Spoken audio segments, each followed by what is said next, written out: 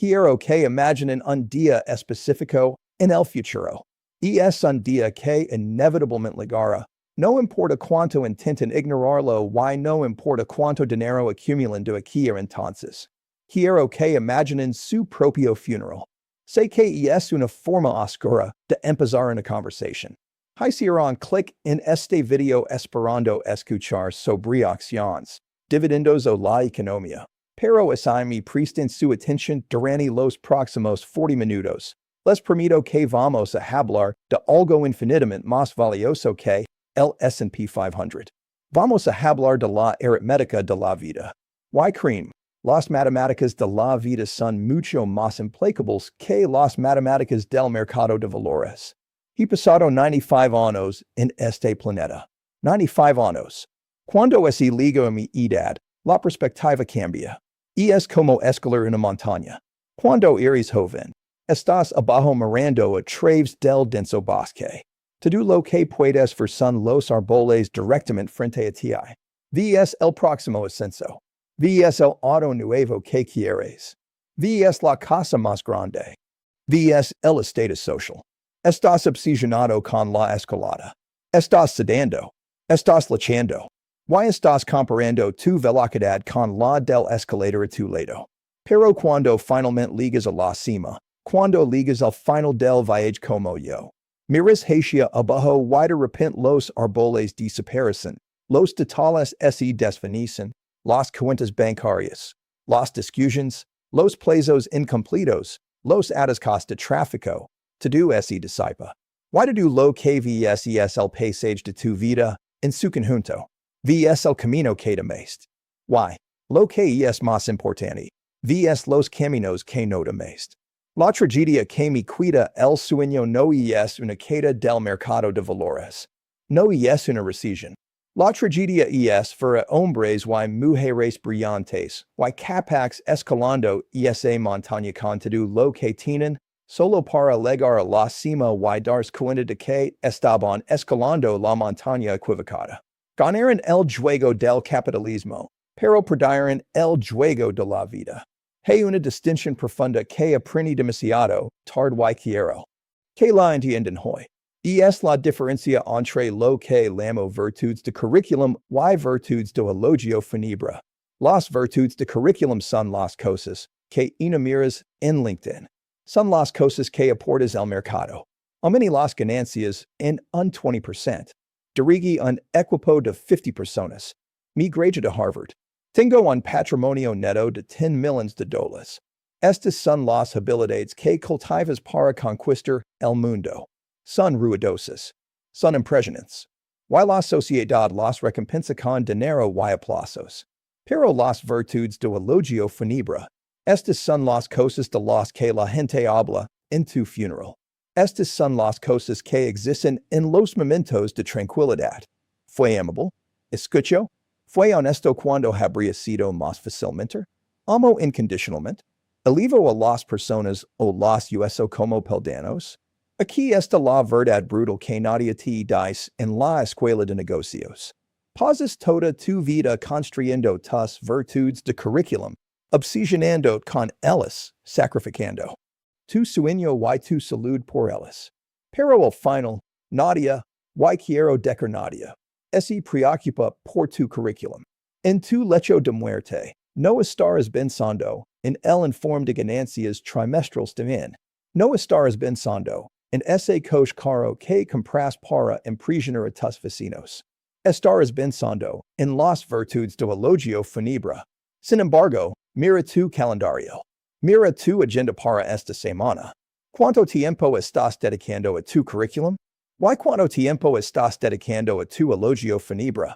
Si eres como el 99% de las personas que conozco, la proporción está peligrosamente desequilibrada. Estás sobreinvertido en cosas que se convertirán en polvo y estás subinvertido en las cosas que son eternas. He conocido hombres que fueron titanes de la industria. Hombres que dominaban las salas, que podían mover mercados con una sola llamada telefónica. Hombres que aparecen en las portadas de revistas que usted lee. ¿Y he visto a estos mismos hombres morir solos en Habitations de hospital con enfermeras que no sabían sus nombres, mirando sus relojes, esperando que fallecieran. Tenían todo el dinero del mundo, pero estaban emocionalmente en bancarrota. No eran pobres. Y he conocido a maestros de escuela y pequeños empresarios, personas de las que nunca han oído hablar, que murieron rodeados por un ejército de personas que los amaban, que les tomaron las manos, que lograron lágrimas de genuina perdida, no por lo que poseían estas personas, sino por quienes eran. Eso, amigos míos, es la verdadera riqueza.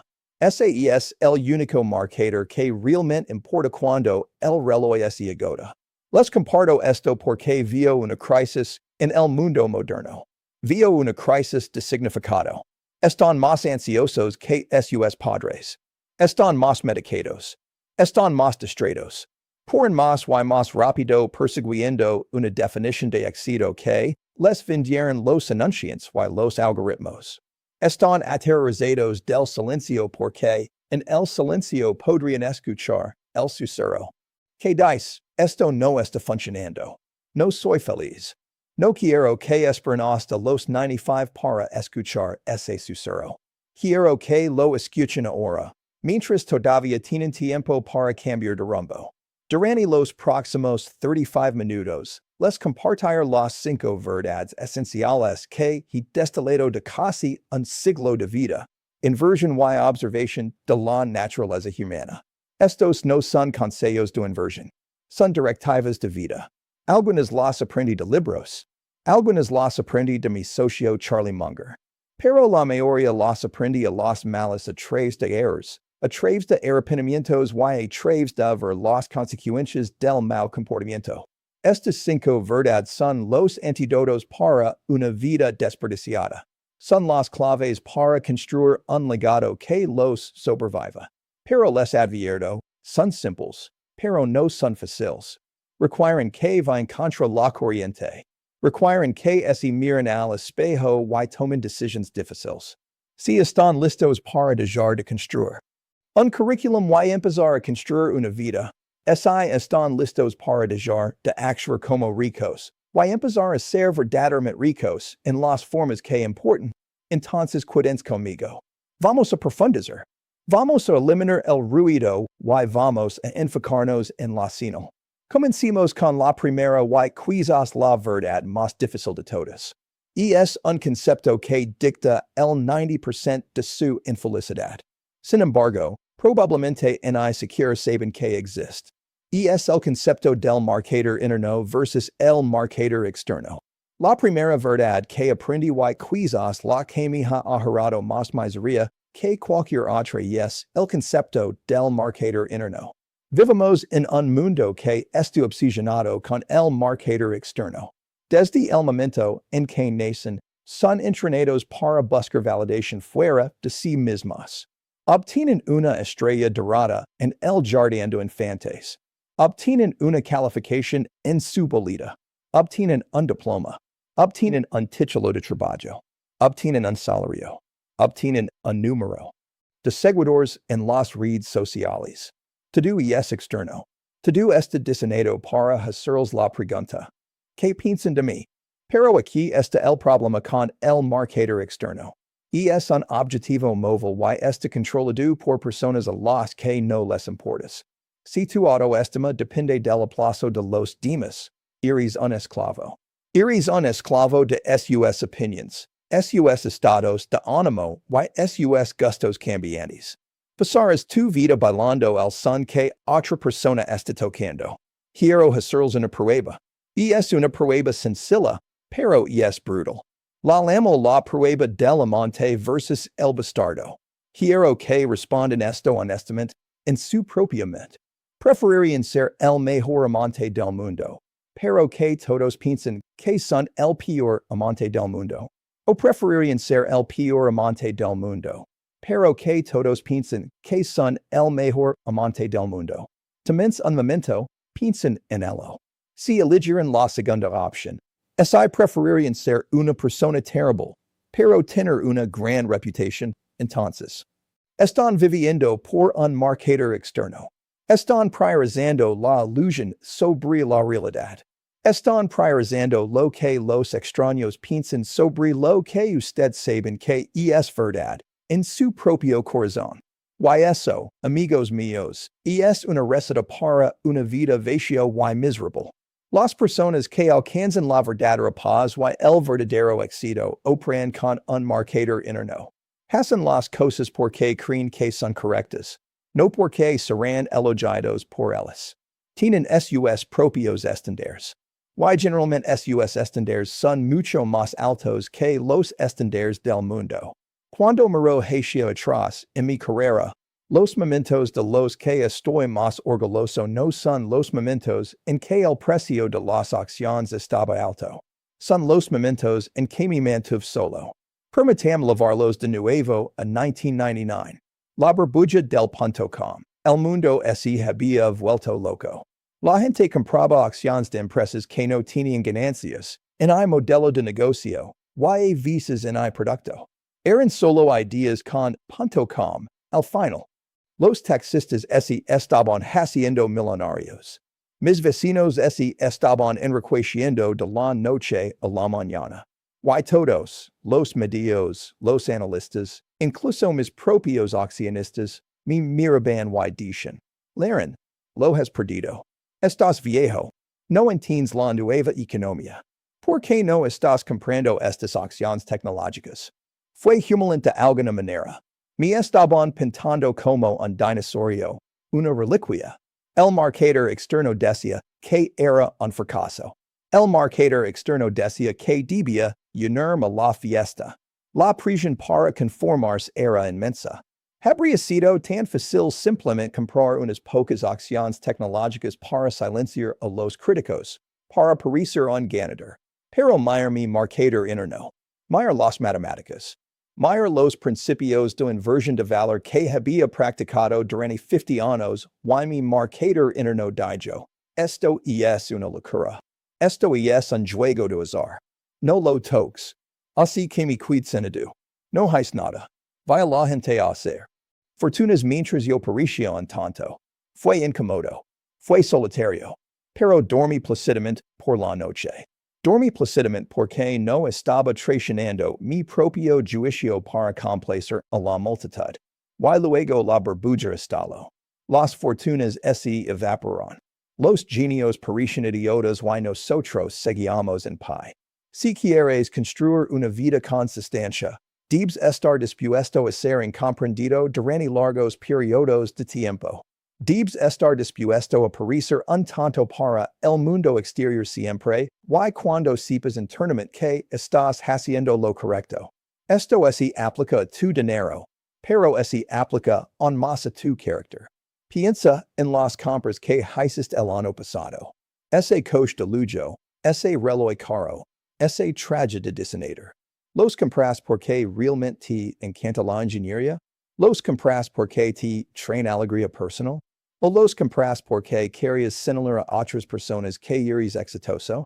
Si fueras la última persona en la tierra, ¿todavía comprarías ese Ferrari? Si no hubiera nadie a quien impresionar, ¿todavía lo querías? Si la respuesta es no, entonces ese coche no es un activo. Es un disfraz. Es un atrizo en una obra que estás representando para una audiencia que ni siquiera está prestando atención. La tragedia del marcador externo es que te obliga a vivir una mentira. Gastas dinero que no tienes para comprar cosas que no necesitas para impresionar a personas que no te agradan. Aceptas un trabajo que paga más pero te hace miserable solo para poder tener una respuesta prestigiosa cuando alguien pregunta, ¿a qué te dedicas? En una fiesta. Permaneces en un matrimonio que está muerto solo para no tener que enfrentar el estigma del divorcio. Estás construyendo un castillo de naipes, y tarde o temprano el viento soplará. Desarrollar un marcador interno es el acto supremo de rebelión. Es Decker. Yo defino lo que el éxito significa para mí. Yo defino lo que es sufficient. Yo defino lo que es moral. Cuando operas de esta manera, te vuelves invincible. No puede ser manipulado. No puede ser avergonzado. No puede ser presionado porque no necesitas su validación. Tienes la tuya. Vio a jóvenes hoy obsesionados con construir una marca personal. Huran sus vidas en Instagram. Publican fotos de jets alquilados y estilos de vida prestados. Son cascarones vacíos. Son todo marketer externo. Están aterrorizados de que ese internet se apaga, dejan de existir. No son como ellos. Son como el roble. Al roble no lo importa si lo miras. No lo importa si lo alabas. Simplemente crees. Hinca sus races profundamente en la tierra, según su propia naturaleza. Y gracias a eso, resiste la tormenta mientras las canas superficiales son arrastradas. Preguntate hoy, ¿de quién es el marketer que estás usando? ¿Es el de tu padre? ¿Es el de tu jefe? ¿Es el de la sociedad? ¿O es el tuyo? Si descubres que estás viviendo para el aplauso de los demás, detente. Vejate del escenario. Alejate de la audiencia. Al principio será silencioso. Puede que de miedo, pero en ese silencio te encontrarás a ti mismo. Esa es la única persona a la que necesitas impresionar. Pero una vez que hayas establecido tu marketer interno, una vez que hayas decidido vivir según tus propios estándares, te enfrentas a un segundo desafío. No puedes caminar por este camino solo. Necesitas compañeros. Necesitas socios. Y la leyenda a quien dejas entrar en tu vida es la segunda verdad que aprendí demasiado tarde. Y es una decisión que supera cada inversión financiera que jamás harás. Una vez que hayas establecido tu marketer interno, habrás construido los cimientos. Pero un cimiento no es una casa. Y no puedes construir la casa solo. Esto nos lleva a la segunda verdad, que es quizás el paradigma de toma de decisiones más crítico de toda tu existencia. Y es la comprensión de que quien importa infinitamente más que. Los estudiantes a menudo me preguntan, Señor Buffett, ¿cuál es la decisión de inversión más importante que ha tomado? ¿Fue comprar Coca-Cola? ¿Fue comprar Geico? ¿Fue Apple?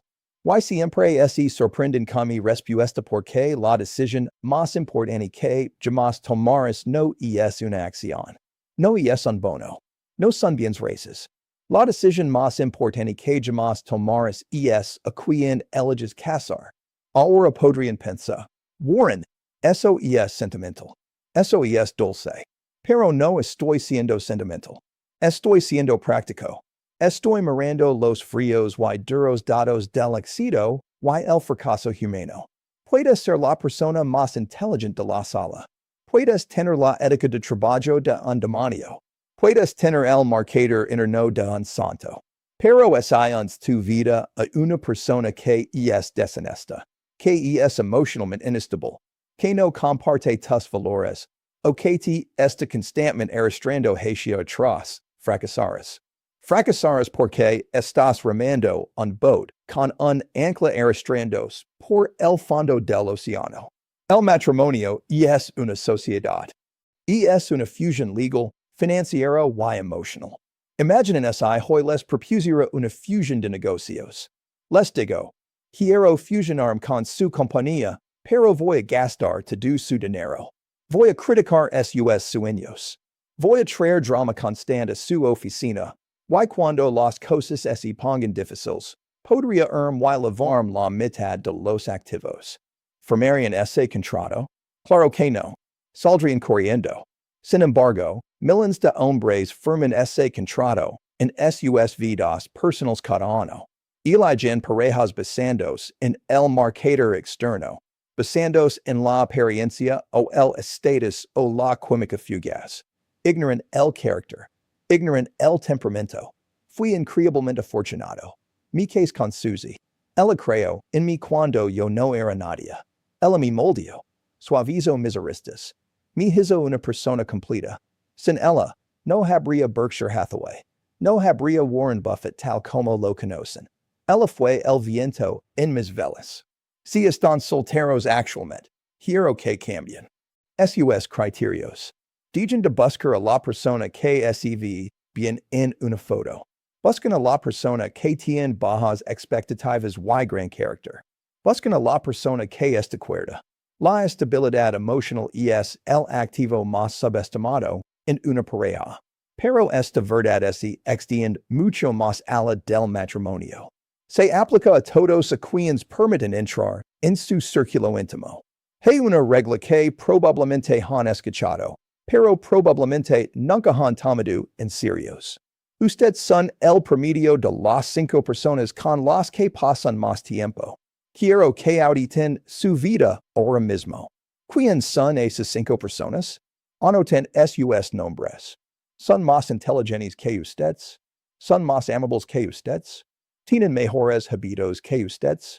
Cuando terminen una conversación con ellos, ¿se sienten energizados y inspirados? ¿O se sienten agotados y cínicos? Si andan con gente que se queja de la economía, se quejan de la economía. Si andan con gente que pasa cada fin de semana bebiendo. Y quismoreando, pasaron sus fines de semana bebiendo y quismoreando. Los seres humanos somos imitadores. Somos camaleones sociales.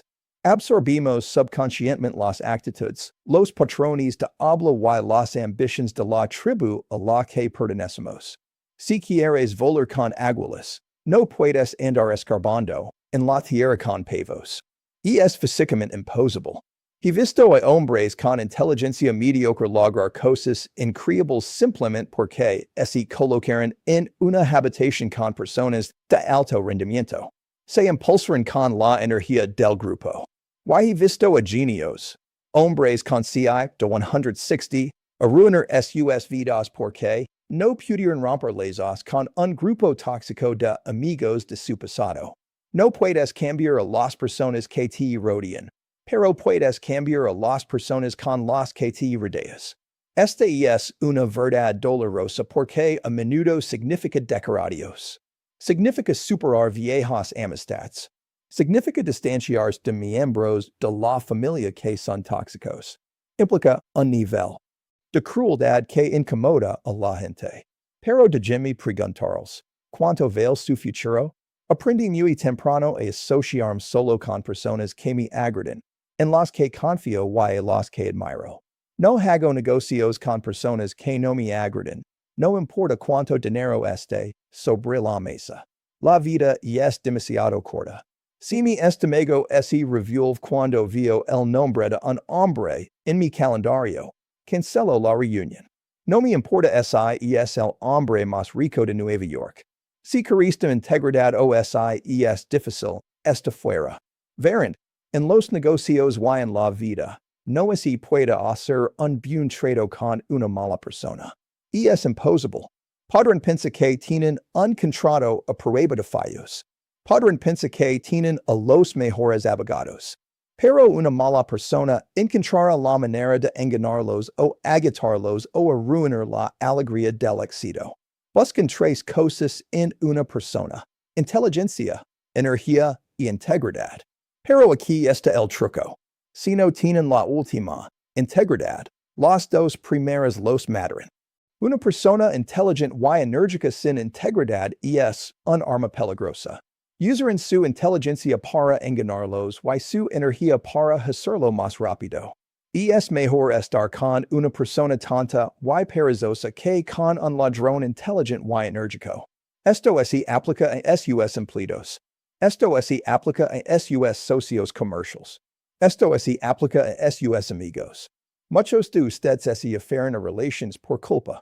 Los han conocido durante 20 años. Fueron a la escuela juntos. Sienten la obligación de cargarlos. Pero deben darse cuenta de que no pueden salvar todos. No son salvavidas. E incluso un salvavidas sabe que es una persona que se ahoga entra en pánico y los arrastra. Tienen que soltarla o se ahogan ambos. Rodeens de personas que son mejores que ustedes. Elijan asociados cuyo comportamiento se mejor que el suyo y se dirigen en esa dirección.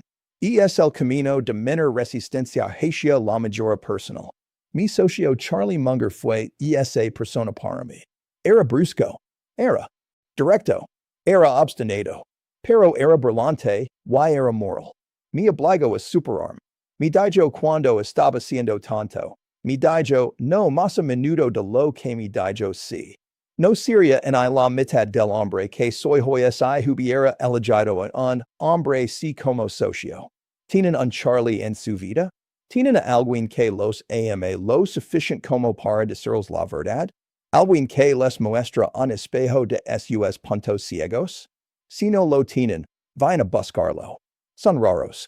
Son preciosos. Y cuando los encuentren, tratenlos como oro. Escuchenlos. Pertinent sus peculiaridades. Invierten en esa relación. Porque al final del día, el éxito no es un depurado individual. Es un depurado de equipo. Y la calidad de su equipo determinará la calidad de su vida. Pero incluso si tienen el marcador interno, incluso si tienen a las personas adecuadas a su alrededor, todavía hay una trampa que atrapa a casi todo el mundo. Es la trampa de más. Es la trampa de más. Es la incapacidad de enfocarse. Es la enfermedad de dejar si a demasiadas cosas. Y eso nos lleva a la tercera verdad. El arte brutal de la sustracción.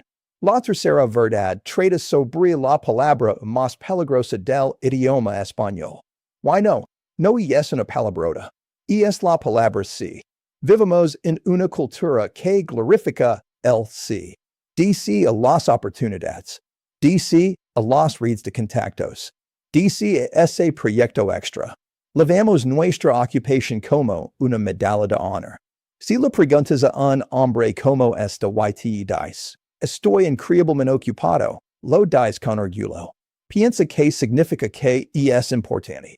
Pero aprendí demasiado tarde que la ocupación no es un signo de importancia. Suele ser un signo de falta de enfoque. Es un signo de una mente desordenada. Aquí está la diferencia entre la gente exitosa y la gente realmente exitosa. La gente exitosa dice sí a casi todo. La gente realmente exitosa dice no a casi todo. Permítame repetir eso. La gente realmente exitosa dice no a casi todo. Quiero compartir una historia sobre una conversación que tuve con mi piloto personal, Mike Flat, hace muchos años. Mike era un buen hombre. Era talentoso. Tenía grandes sueños, pero ese sencha estancado. Sencha que no estaba alcanzando todo su potencial. Así que le pedí que hiciera un ejercicio simple. Lo llamo la regla 5/25. Y quiero que hagan este ejercicio esta noche. Primer paso, anoten las 25 principales metas que quieren lograr en su vida. Cualquier cosa. Aprender mandarín, correr un maratón, convertirse en CEO, escribir un libro, visitar la Antártida, anotenlo todo.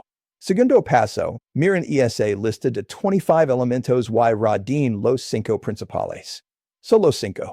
Los 5 que, si los logran, harían que su vida fuera completa. Esta es la parte difícil. Quieren radir 10, pero solo deben radir 5. Mike hizo esto. Tenía sus 2 listas. La lista A tenía sus 5 metas principales. La lista B tenía las otras 20. Le pregunto, Mike, ¿qué vas a hacer con la lista B? El dijo, bueno, Warren, los 5 principales son mi enfoque principal, pero los otros 20 siguen siendo importantes. Son cosas buenas. Trabajar en ellas intermittent. Las hacer cuando tenga tiempo. Son mi plan de respaldo. White lo Meyer le dije. No, Mike, te has equivocado.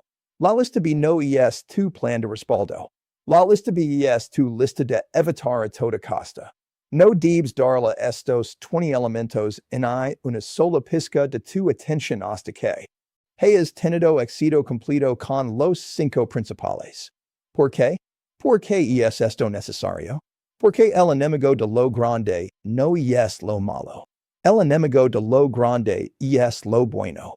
Verán, nadie destruye su vida persiguiendo ideas obviamente estúpidas. No es levantan y deciden convertirse en adictos a la heroína o incendiar su casa. Esas son fáciles de decir no. Destruyen su vida persiguiendo buenas ideas. Persiguen la mediocridad. Persiguen cosas que son algo interesantes, algo rentables, algo divertidas. Y aces cosas, esa lista b, son las que les roban el tiempo. Los seducen. Les dan una falsa sensación de progreso. Sienten que están avanzando porque están haciendo algo, pero están moviéndose un milímetro en 20 direcciones diferentes en lugar de un kilómetro en una sola dirección. Enfocarse no es y trata de lo que eliges hacer. Enfocarse es y trata de lo que eliges no hacer. Enfocarse es un preciso sustractivo, no aditivo. Miren mi compañía, Berkshire Hathaway. Hoy somos un conglomerado masivo. Pero así miran nuestra historia, nuestro éxito es y reduce a quizás 12 grandes decisions en 50 años. Eso es todo. Una gran decisión cada 4 o 5 años.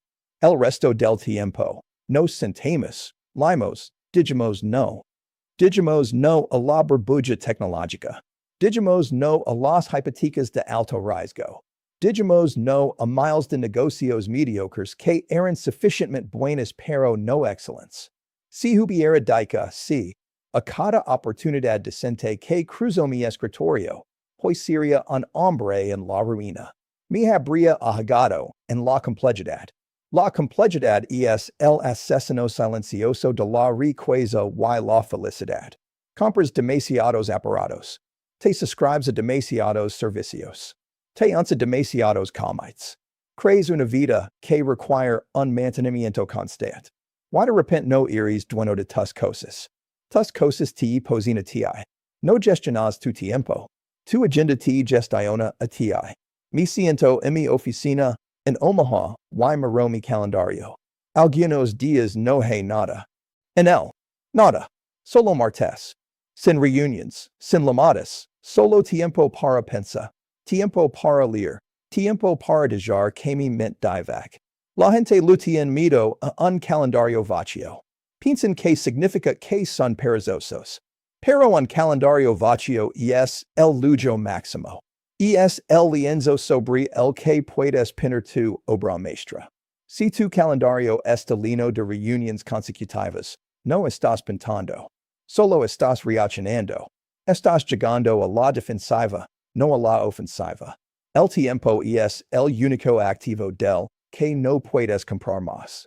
Puedo comprar casas. Puedo comprar jets. Puedo comprar empresas. Pero no puedo comprar en un minuto más de vida. No puedo recuperar el air.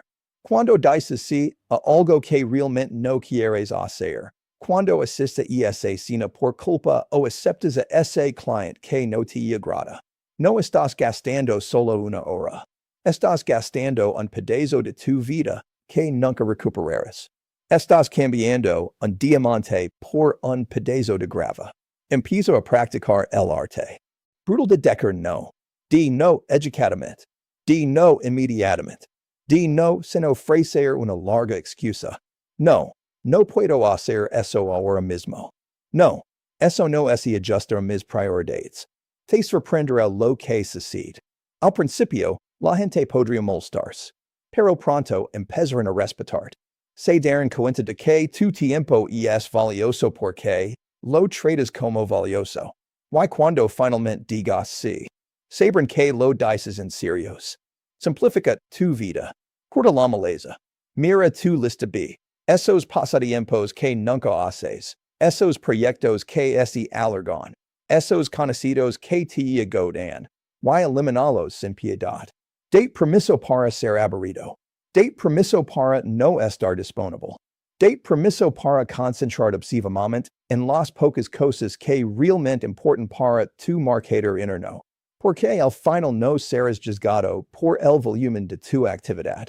Serás juzgado por la magnitud de tu impacto y no puedes tener un impacto si estás disperso. Pero hay algo aún más. Frágil que tu tiempo. Hay algo que leva toda una vida construir, pero puede ser destruido en menos tiempo de lo que se tarda en decirse. Es tu activo financiero más valioso. Sin embargo, no aparece en ningún balance. Es tu reputación. Y esa es la cuarta verdad. Hemos hablado del marketer interno.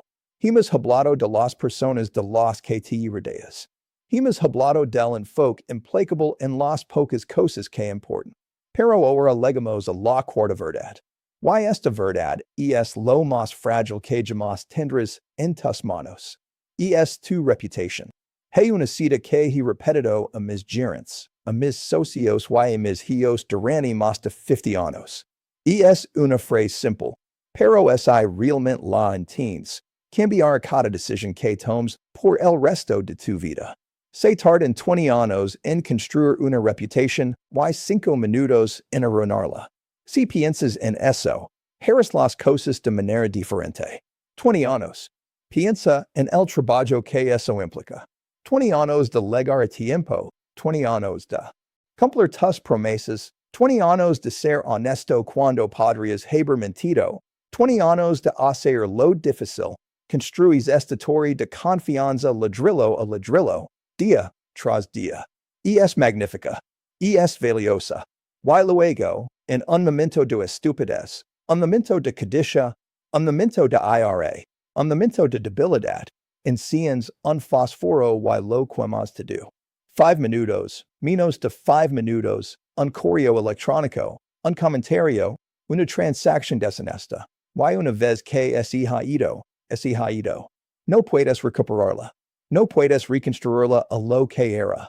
Es como una pieza de fina porcelana agrietada. Puedes pagarla, puedes pintar sobre las grietas, pero nunca volverá a sonar verdadera. La gente siempre mirará esas grietas y se preguntará cuándo se romperá la próxima vez. En el mundo de los negocios y en el mundo de la vida, la confianza es la moneda definitiva. No es el dólar. No es el oro. Es la confianza. ¿Por qué la gente hace negocios con Berkshire Hathaway? ¿Por qué los propietarios me venden el trabajo de su vida sin una subasta? ¿Por qué los accionistas confían en mí con sus ahorros? No es porque si el matemático más inteligente de Wall Street. Hay miles de personas que pueden hacer las cuentas mejor que yo. Es porque saben que no los engañar. Saben que lo que digo es lo que hacer. Esa confianza me permite moverme con velocidad. Me permite hacer tratos con un apretón de manos. Me permite dormir por la noche. Pero hoy veo hombres inteligentes, capaces y ambiciosos, que tratan su reputación como un bien desechable. Toman atajos. Dicen mentiras piadosas. Exageran su curriculum. Engañan un poquito en sus impuestos. Piensan que nadie lo sabrá. Es un crimen sin víctimas. Pero no existe tal cosa como un crimen sin víctimas cuando se trata de integridad. La víctima es tu carácter. Cada vez que comprometes tu integridad, estás enseñando a tu cerebro que está bien ser deshonesto. Estás erosionando tu propio marcador interno y, finalmente, cruzarás una línea que no podrás deshacer. Tengo una regla que les doy a todos los que trabajan para mí. Se llama la prueba del periódico. Quiero que usen esta prueba cada vez que se enfrenten a una decisión difícil. Antes de actuar, quiero que imaginen que su acción va a ser publicada en la primera plana de su periódico local mañana por la mañana. Quiero que imaginen que el artículo está escrito por un reportero inteligente pero poco amistoso. Y quiero que imaginen que su cónyuge, sus hijos y sus vecinos lo lean mientras toman su café. Si la idea de ese artículo les hace sudar, se encuentran pensando, ¿cómo explicaría esto? Entonces, simplemente no lo hagan. Y es así de simple. Si no pueden defenderlo en la primera página del periódico, no lo hagan en la oscuridad. Vivimos en una era donde la privacidad está muerta. Todo lo que hacen desde una huella digital. Todo lo que dicen puede ser grabado. Deben vivir sus vidas como si el mundo entero estuviera mirando porque, en cierta forma, lo están. Les dedica esto a mis gerentes en Berkshire Hathaway. Pierden dinero para la empresa y ser comprensivo. Incluso podría perdonar. Pero pierden un ápice de reputación para la empresa y ser despiadado. Despiadado. ¿Por qué usar una palabra tan dura? Porque el dinero se puede recuperar. Si perdemos $1,000 millones, podemos trabajar duro y recuperarlos en un año. Pero si perdemos nuestra reputación, perdemos nuestra licencia para operar, perdemos la fe de la gente. Y eso es una sentencia de muerte. Podrían estar pensando, Warren, no estoy dirigiendo una empresa de $1,000 de dólares. Solo soy un tipo normal. Esto realmente se aplica a mí. Se aplica a ustedes más que a nadie. Su reputación es su curriculum. Es su calificación crediticia. Es su perfil de citas. Lo es to do. Si son conocidos como el hombre que siempre cumple, las oportunidades los encuentran. La gente les traerá negocios. La gente quiere ayudarlos. Pero si son conocidos como el hombre que se acapara atrás, que falsea la verdad, que se atribuye el trabajo de otros, las puertas les cierran en la cara, y ni siquiera saben por qué. Culpan a la economía. Culpan a la mala suerte. Pero la verdad es que se marcaron a sí mismas como de alto riesgo. Y aquí está la trampa sutil. La inteligencia no es un sustituto del carácter. De hecho, una alta inteligencia sin carácter es la combinación más peligrosa de la tierra. Busco tres cosas en una persona: inteligencia, energía y integridad. Si no tienen la última, ni siquiera se molestan con las dos primeras. Si una persona no tiene integridad, quieren que si tonta y perezosa, porque si son inteligentes, enérgicos y deshonestos, los roban a ciegas. Descubren formas complejas de engañarlos. No son esa persona. Y no se asocian con esas personas. Es tenedor tomar el atajo. Es tenedor ganar dinero rápido. Es tenedor romper una promesa cuando se vuelve inconvenient. Pero deben tener una visión a largo plazo. Deben darse cuenta de que su vida es un juego muy largo. Están jugando un juego iterado. Volverán a ver a estas personas. Volverán a necesitar su reputación. Hay una paz que viene con la honestidad total. No tienen que recordar sus mentiras. No tienen que mirar por encima del hombro. Pueden mirar a cualquier hombre a los ojos y saber que no tienen nada que ocultar. Esa libertad vale más que cualquier cantidad de dinero que pueden robar o estafar. Protegen su nombre. Es lo único que realmente poseen y lo único que los sobrevivirá cuando ya no estén. La gente no hablará del saldo de su cuenta bancaria. No hablarán de los metros cuadrados de su casa. Hablarán de su palabra. La mantuvo o la rompió. Pero incluso si tienen integridad, y incluso si tienen enfoque, y incluso si tienen a las personas adecuadas, hay una verdad final. Y es la verdad que resume todo. Y es la única métrica que realmente cuenta cuando tienen 95 años.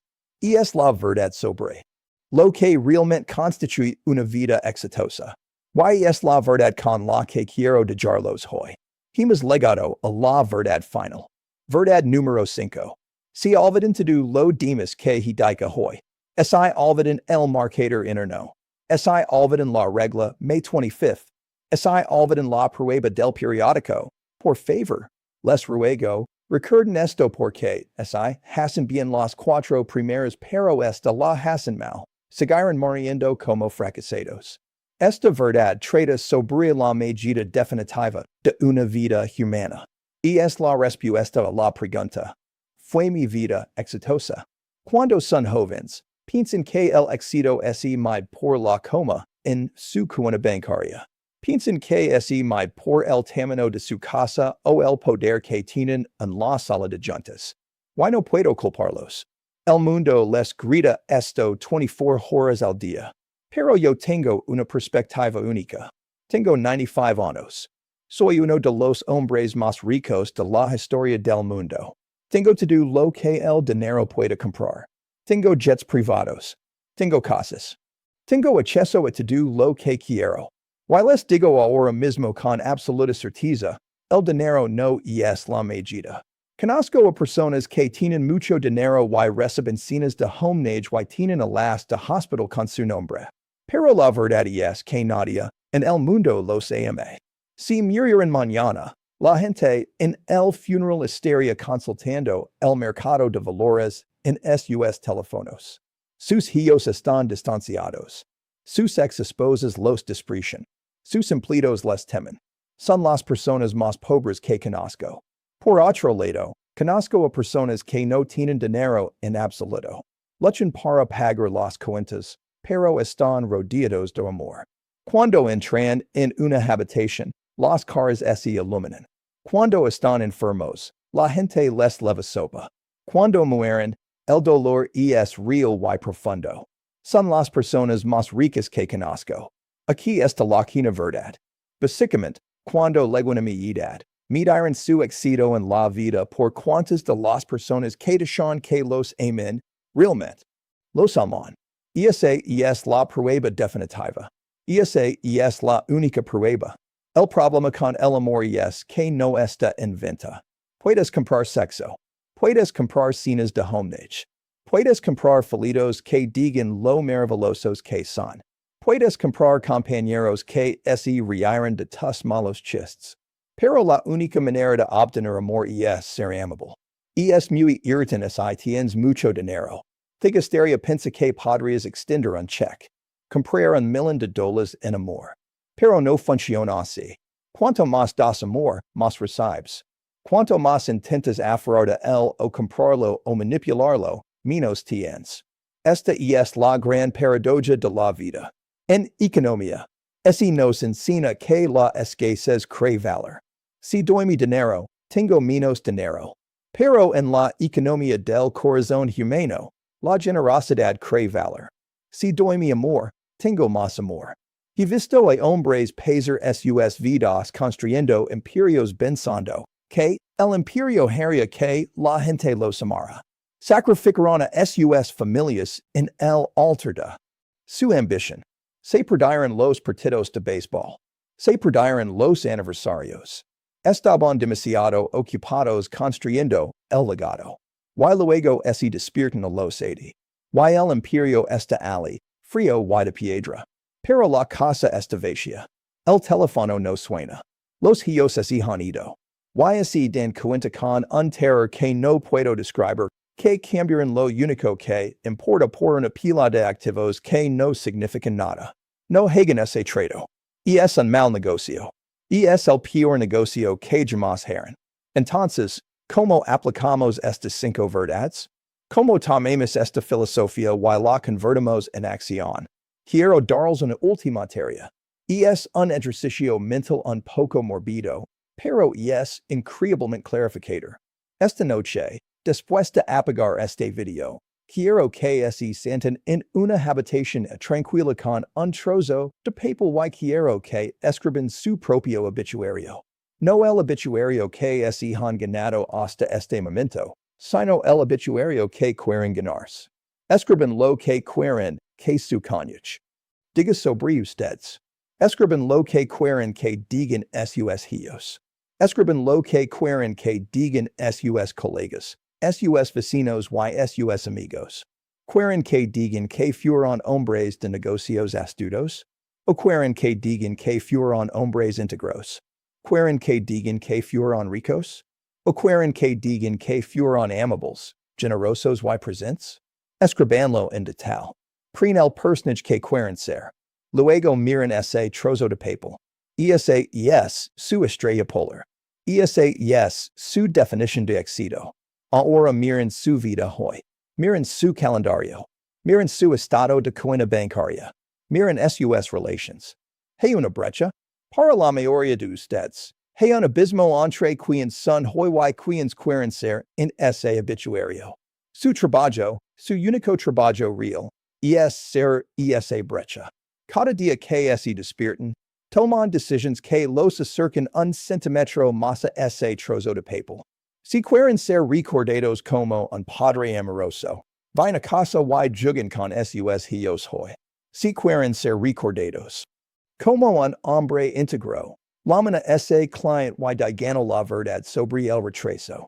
Si quieren ser recordados como sabios, apaguen la televisión y leen un libro.